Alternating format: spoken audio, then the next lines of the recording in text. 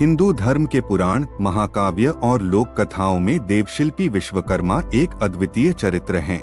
वे केवल देवताओं के देवता ही नहीं, बल्कि देव समाज के प्रमुख शिल्पकार और देवताओं के महल, रथ, अस्त्र शस्त्र, मूर्तियां और अनेक अद्भुत दिव्य वस्तुओं का निर्माण उन्होंने ही किया था। इसलिए उन्हें देवों का शिल्पी या स्थपति देव कहा जाता है। भारतवर्ष के अनेक भागों में आज भी उन्हें कलाकारों, वास्तुकारों, बढ़ई, कारीगरों और अभियंताओं के अधिष्ठाता देवता के रूप में पूजा जाता है। विशेषकर भाद्र मास के अंतिम दिन को विश्वकर्मा पूजा के रूप में मनाया जाता है। देव विश्वकर्मा का जन्म। देव विश्वकर्मा के जन्म को लेकर विभिन्न पुराणों में भिन्न भिन्न मत मिलते हैं। ऋग्वेद में उन्हें सर्वज्ञ सृष्टिकर्ता कहा गया है। वहाँ उल्लेख है कि उन्होंने सूर्य, आकाश, नक्षत्र, जलधारा सबका निर्माण किया। स्कंद पुराण में कहा गया है कि ब्रह्मा के पुत्र अष्टवसु में से एक प्रभास और देवगुरु बृहस्पति की भगिनी योगसिद्धा देवी के गर्भ से विश्वकर्मा का जन्म हुआ। कहीं कहीं उन्हें सूर्य देव की किरणों से उत्पन्न देवता भी बताया गया है, परंतु सभी पुराणों में उन्हें देवताओं का शिल्पगुरु और वास्तुशास्त्र का मूल स्रोत माना गया है। विश्वकर्मा का रूप और गुण। पुराणों में वर्णन है कि विश्वकर्मा का शरीर सोने के समान दीप्तिमान है। वे 4 भुजाओं से युक्त हैं। उनके हाथों में रहते हैं ठार, जलपात्र, ग्रंथ, शिल्पकारी के उपकरण। वे सदा निर्माण कार्य में व्यस्त रहते हैं। अपने असीम ज्ञान और अद्वितीय कौशल के कारण उन्हें देवशिल्पी कहा गया। देवताओं के लिए विश्वकर्मा के निर्माण। स्वर्गलोक इंद्र का भव्य महल और इंद्रासन, सिंहासन विश्वकर्मा की ही कृति थी। पुष्पक विमान, रावण का प्रसिद्ध उड़ने वाला रथ पुष्पक भी विश्वकर्मा का बनाया हुआ था, जिसे बाद में भगवान राम ने उपयोग किया। त्रिपुर नगरी, असुरों के लिए उन्होंने 3 चलायमान नगर त्रिपुर बनाए। बाद में भगवान शिव ने इन्हें अपने पाशुपतास्त्र से नष्ट किया। शिव का त्रिशूल, महादेव का महाशस्त्र त्रिशूल विश्वकर्मा की ही रचना था। विष्णु का सुदर्शन चक्र, भगवान विष्णु का दिव्य चक्र भी विश्वकर्मा ने बनाया। इंद्र का वज्र, ऋषि दधीची की अस्थियों से विश्वकर्मा ने वज्र का निर्माण किया, जिससे वृत्रासुर का वध हुआ। लंका नगरी, रावण की स्वर्णमयी राजधानी लंका विश्वकर्मा ने ही बनाई। द्वारका नगरी, श्री कृष्ण की पवित्र नगरी द्वारका का निर्माण भी उन्हीं का कार्य था। देवताओं के प्रथम अभियंता। विश्वकर्मा एक साथ अभियंता, वास्तुकार, कारीगर और कलाकार थे। कहा जाता है कि उन्होंने मानव समाज को वास्तुशास्त्र, यंत्र विद्या और नक्शानवीसी की मूल शिक्षा दी। विश्वकर्मा सूत्र नामक ग्रंथ में उनके द्वारा बताए गए वास्तु और यंत्रों के नियम मिलते हैं।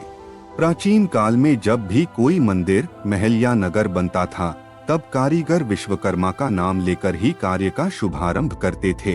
विश्वकर्मा और मानव सभ्यता। हिंदू समाज में कारीगर, बढ़ई, बुनकर, लोहार, सुनार, कुम्हार सब स्वयं को विश्वकर्मा का वंशज मानते हैं। उनका विश्वास है कि उनकी प्रत्येक रचना देवशिल्पी की कृपा से ही संभव होती है।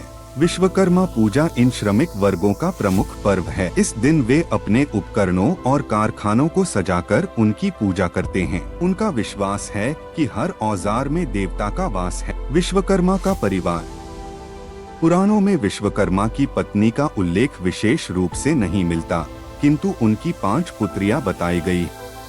2 सृजा, भगवान विश्वक की पत्नी। 3 रुचिका, अग्निदेव की पत्नी। 4 उपद्रष्टा, सोमदेव की पत्नी। 5 वर्णिनी, अश्विनी कुमारों की पत्नी। इनके माध्यम से देव समाज के अनेक महत्वपूर्ण संबंध जुड़े। विश्वकर्मा की शिक्षा और दर्शन। विश्वकर्मा केवल वास्तुकार ही नहीं, बल्कि एक ज्ञानी और दार्शनिक भी थे। उनके सिद्धांतों में कहा गया, प्रत्येक सृष्टि में सौंदर्य और कला का समन्वय होना चाहिए। यंत्र, शिल्प और वास्तु का प्रयोग सदैव मानव कल्याण के लिए हो। श्रम ही ईश्वर की पूजा है। आठ श्रमिक, कारीगर और कलाकार सभी ईश्वर तुल्य हैं। इसी विचारधारा ने उन्हें आम जनता में विशेष स्थान दिया। विश्वकर्मा पूजा। भारत में विश्वकर्मा पूजा भाद्र मास की संक्रांति को बड़े धूमधाम से मनाई जाती है। इस दिन कारखाने, कार्यालय और दुकानों को सजाया जाता है। औजारों को साफ करके उनकी पूजा की जाती है। देव प्रतिमा या चित्र स्थापित कर आरती की जाती है। प्रसाद बांटा जाता है। कई स्थानों पर आतिशबाजी और पतंगबाजी भी होती है। इसे श्रम का उत्सव कहा जाता है।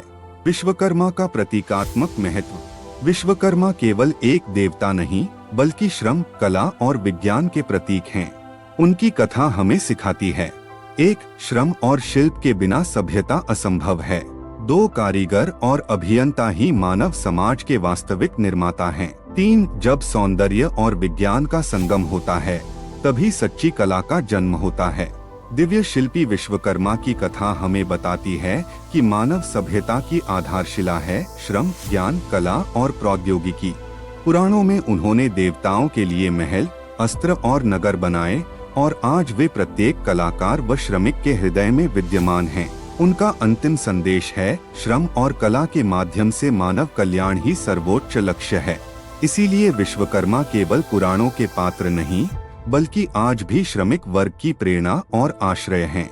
यदि यह वीडियो आपको अच्छा लगे तो एक लाइक कीजिए, चैनल को सब्सक्राइब कीजिए और मुझे ऐसे ही ज्ञानवर्धक वीडियो बनाने के लिए प्रोत्साहित कीजिए। फिर मिलेंगे एक नए वीडियो में और कमेंट में जरूर लिखें, जय देव विश्वकर्मा की जय। तब तक सभी खुश और स्वस्थ रहें। धन्यवाद।